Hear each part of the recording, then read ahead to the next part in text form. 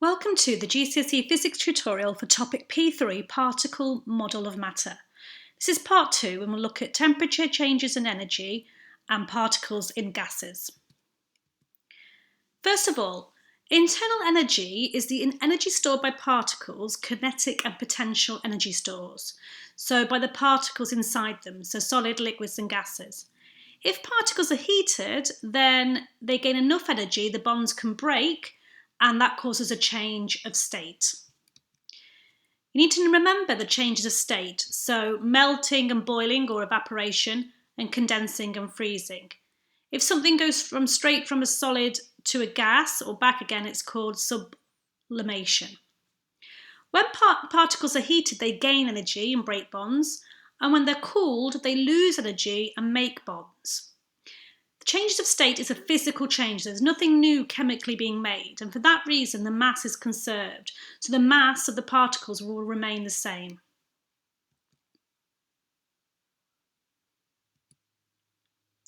You need to know about heating and cooling curves. This is the heating graph. When a substance is heated, energy is needed to break bonds.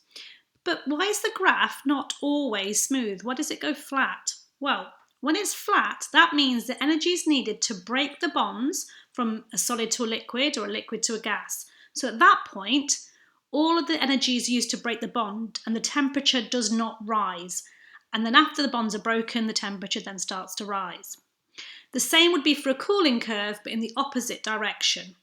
So anytime the graph is flat, it means a change of state is happening.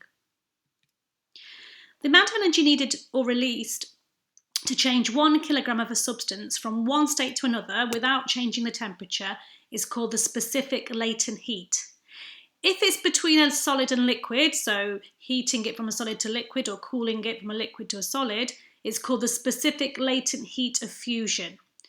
If it's between a liquid and gas, it's a specific latent heat of vaporization. You can calculate specific latent heat with the calculation shown. Particles in gases. Well, we already know that particles in a gas move randomly, and if you increase the temperature of the particles, they will have more energy and move faster. When you have a gas inside a container, the particles collide with each other and the inside of the container as shown, and this exerts a force and creates pressure. If you increase the temperature of the gas, the particles move faster, so it increases the pressure. If you decrease the volume, then there's less space for the particles to move, and this also increases the pressure. So pressure and volume are inversely proportional, as shown here. If you pause the tutorial and try these questions now. So the density of the cube, first of all find out the mass, which is 3 kilograms, divide that by the volume, which is 1 times 1 times 1, because it's a cube, and you should get 3 kilograms per metre cubed. How does heating a solid cause a change of state? Well, when you heat the solid, you transfer energy to the kinetic energy in the particles, so it's internal energy store.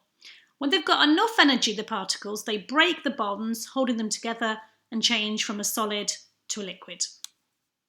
How does a bike pump work? Well, when you're pumping up the tyres in a bike, energy is transferred to the particles in the tyre. So the particles gain more energy and they move faster, and therefore that will increase the temperature and the pressure. In summary, we've looked at temperature changes in energy and particles in gases.